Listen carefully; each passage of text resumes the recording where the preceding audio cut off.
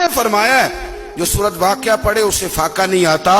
कहने लगे चांद तो अपनी जगह छोड़ सकता है, सूरज गिर सकता है, तारे टूट सकते हैं, पर मदीने वाले रसूल की बात गलत नहीं हो सकती। हुजूर ने फरमाया फाका नहीं आएगा तो इंशाअल्लाह कभी भी नहीं आएगा। करने का काम यह है कि हम अपने मामलात, अपनी इबादत, अपनी दुआएं कभी 10 मिनट आदत हो जाए ना दुआ मांगने की, अलहदा से रात को।